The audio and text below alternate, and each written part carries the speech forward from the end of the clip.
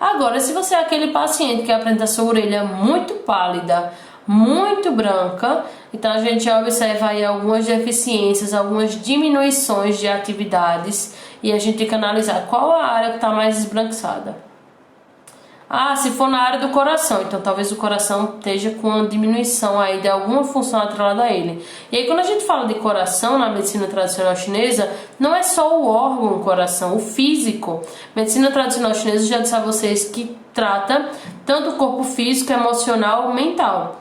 Então o paciente pode ter atrelado ao coração uma disfunção, uma diminuição de alguma situação emocional vinculada a esse coração. Como assim?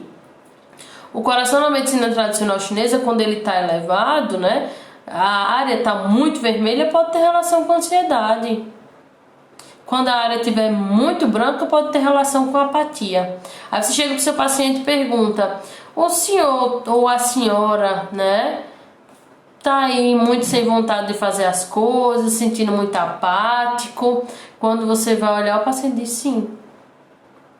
O que determinou você chegar nessa suposição?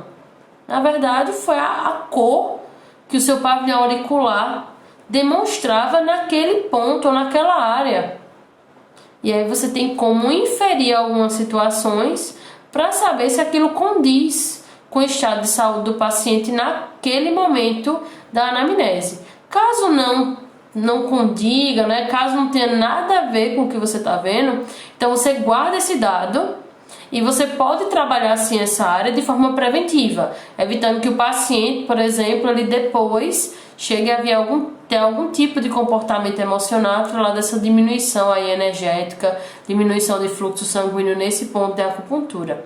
Da mesma forma que se eu tenho lá, digamos, essa área aqui que representa joelho, então se eu vou no joelho do paciente e a área está super hiperemiada, se na área tem um vaso sanguíneo enorme, bem proeminente, e eu olho, isso é um dado de que esse paciente ele pode estar com um quadro inflamatório nesse joelho, ele pode estar com um quadro álgico considerável nesse joelho.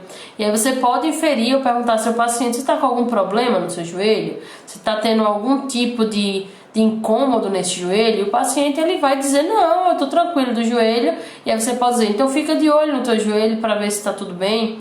Existem outros tipos de inferências que você pode falar com esse paciente atrelando a área de joelho, como por exemplo questões emocionais a ele.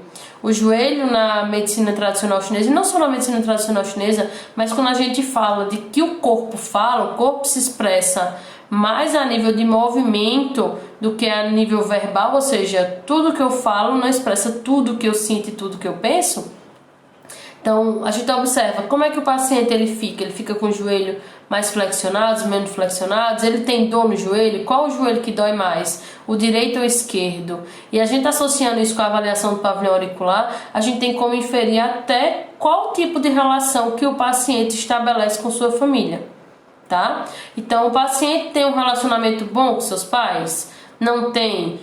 Pela análise do pavilhão auricular, tem como a gente saber até com qual pai ou mãe, no caso pai ou mãe, né, ou seja, com os parentes, ele tem algum tipo de situação incômoda. Ou seja, se seu problema é com seu pai, é com sua mãe, você está melhor com seu pai, com sua mãe. Então no pavilhão auricular a gente tem esse dado, e quando a gente associa com outros dados que muitos cursos não mostram, que muitos cursos não falam, mas que são peças-chave para chegar no diagnóstico bem fechado e fazer com que eu tenha um ponto mais assertivo, um ponto que traz um resultado melhor para o meu paciente, seria importante você saber, você dominar, né, o que esse pavilhão traz de consequência.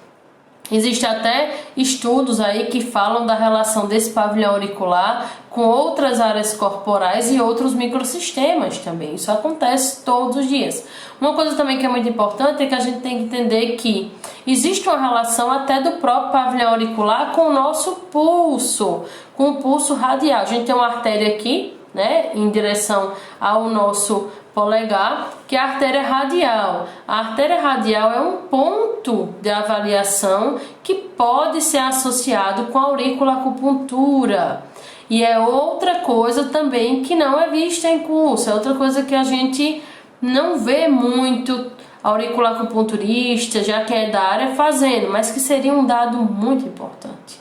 Às vezes você palpa um ponto, nesse ponto não está doendo, mas na sua entrevista você observa que o paciente não teria como esse ponto não estar doendo nele. E aí quando você vai para o pulso, quando você vai associar esse pavilhão auricular com outros órgãos, com outros dados coletados na sua anamnese e com a experiência, obviamente, na sua prática clínica, você vê que você vai ter que pontuar aquele ponto, você vai ter que agulhar aquele ponto, porque o paciente ele precisa, por mais que ele não esteja demonstrando nada. Ainda tem essa situação de você encontrar pacientes que não tem dor nenhuma, que não tem alteração nenhuma, só que quando você vai mais a fundo, na verdade não é que não tenha, é que ainda não está mostrando.